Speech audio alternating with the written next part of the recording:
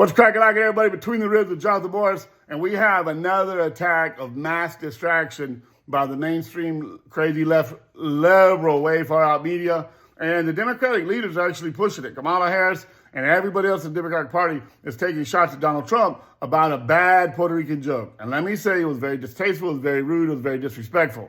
All right, I'm not making up for the joke. The joke had no place in today's society.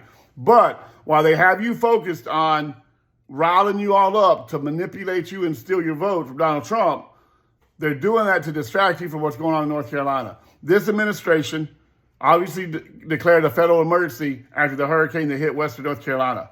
FEMA came in, all the federal funding. Well, the Red Cross has now closed almost every shelter in Western North Carolina, and they're waiving all of the requirements to foster children and to take children into foster care. So at the same time, they're enforcing permits on the tiny home alliance who brings in little small houses and shelters for people to live in during an emergency, right? So they paved the way to get children into foster care, and they stopped families from being able to provide for themselves. But don't worry, the DSS, we call it DCF in Florida, the DSS, Department of Social Services in North Carolina, has stepped in, and they're doing exit interviews. Everyone who leaves the shelter, if you don't have proper residence for your children, they'll temporarily house them for you. Are you effing kidding me?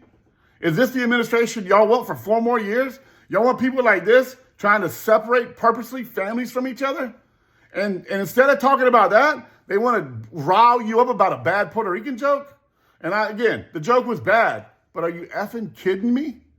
Don't be fooled. Don't be that silly. Look at what's going on in the for real part of the world.